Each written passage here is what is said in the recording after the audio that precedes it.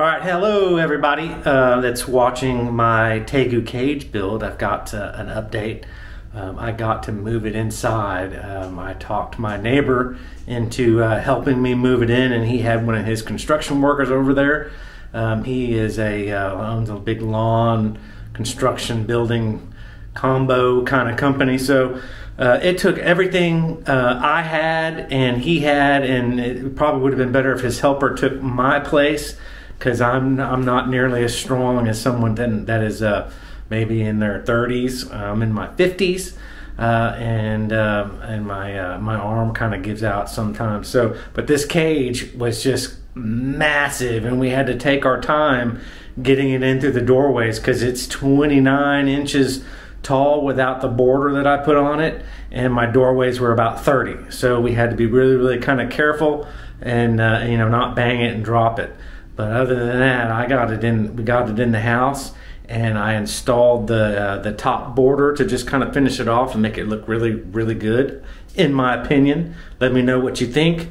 And I got it painted. It's all coated. It looks pretty good, and I just kind of threw some things inside it to just give you an idea of what it looks like. It's still too cold in my house at about 60 degrees, which I like it. I can't sleep at night unless it's 60.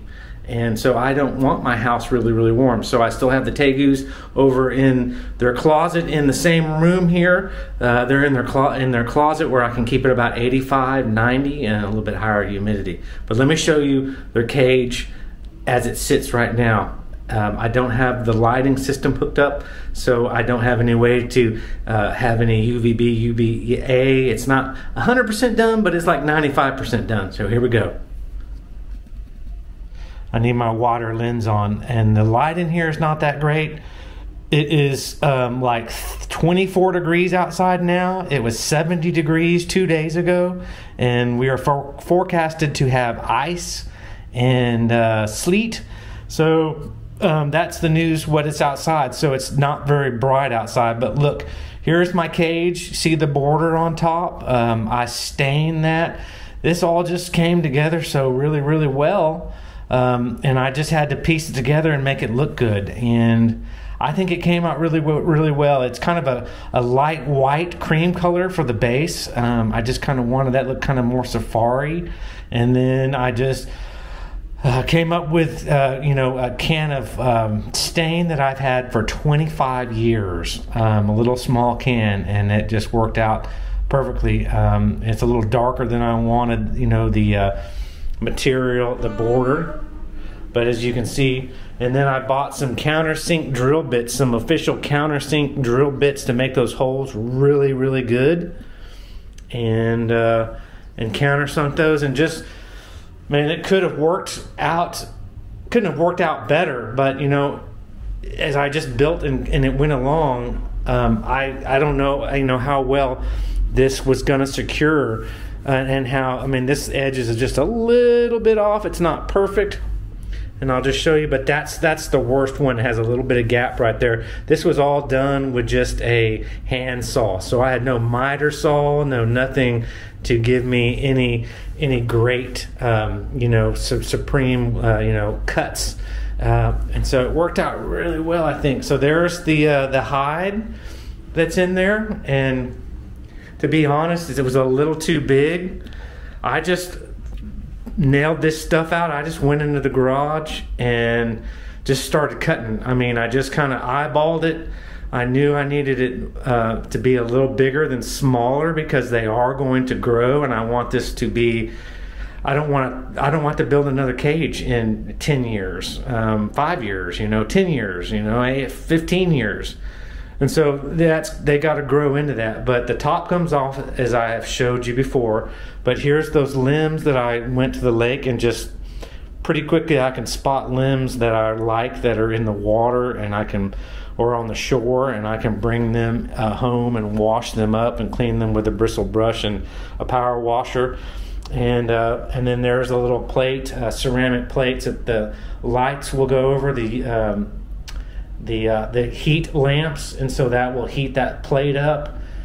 And I liquid nailed that to a ceramic block, so there's actually some weight to it, and it's a little bit bigger bigger a little place for them to sit. And then I went to a local greenery area, a little forest area that we have here in Dallas, White Rock Lake area.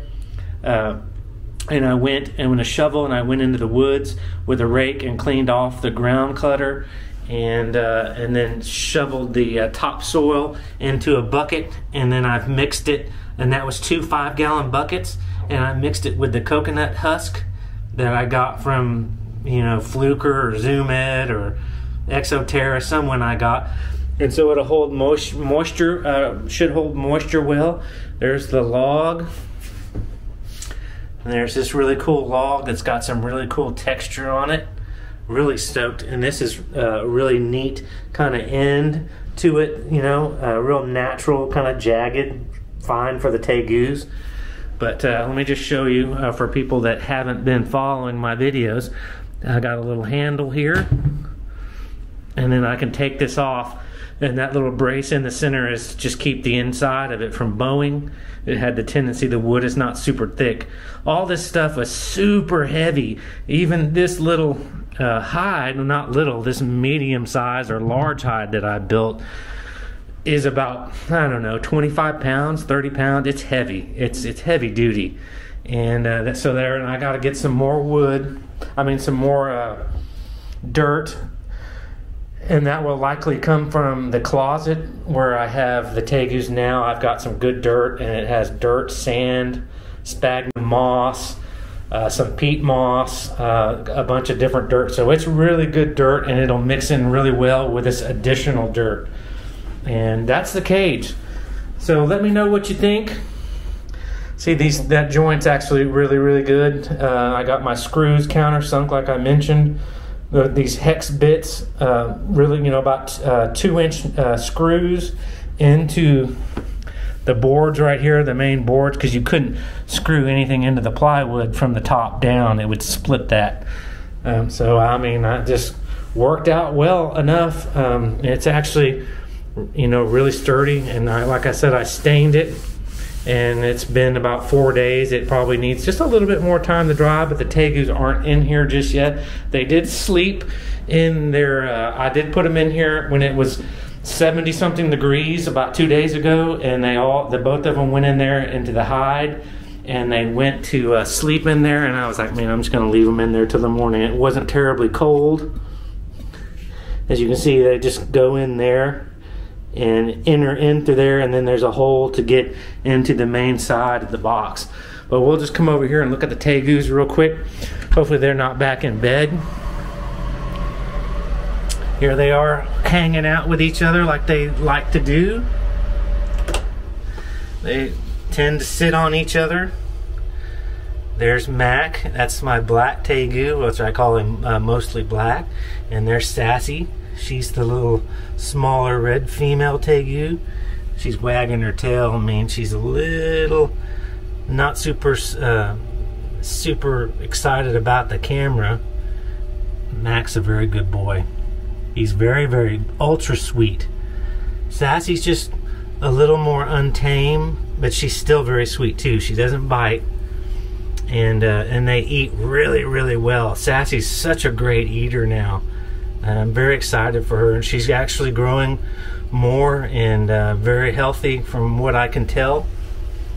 But there's my 2 tegus. So they're in here in the closet. I just have some plastic on the walls and the floor, and this good dirt that I've mixed a whole bunch of different elements in there with the coconut husk. And they got their water bowl and some rocks and their makeshift hide right here.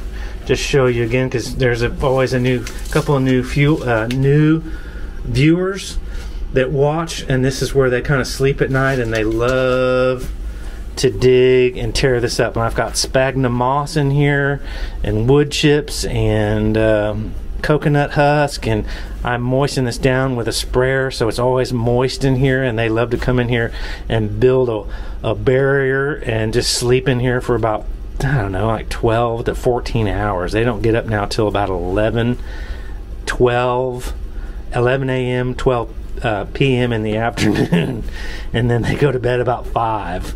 So yeah, really cool. As you can see, there's Sassy. They're soaking up their heat. The heat is really important.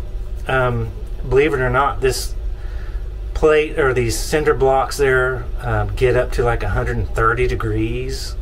And then over here in this area where Mac tends to sit gets about 115 to 110, and he'll rest his head on that rock. But there's Mac. Let's get a zoom in on Mac's head. Mac's a sweet lizard. He's a sweet lizard. He's a good boy. 100% I feel safe grabbing Mac at any given time and petting his head, or grabbing his head, or grabbing his legs, or pulling him out. He's such a sweet reptile. Never want to be bit by him ever again. He bit me when he was about 2 feet long, and I took him outside and he got on the ground and I had to get him under control, and he did not like that, and so he bit me on the finger, and it was pretty brutal. Sassy's just giving me a love nip, and it was very mild because she wanted down. I wouldn't let her down, and I think she needed to go poop, which is polite. I don't want her to go poop on me, so she gave me a little nip. Didn't hurt, but it was kind of jarring seeing her mouth open and then go across my skin. But she's never bitten me again. Come here, Sassy. Come on.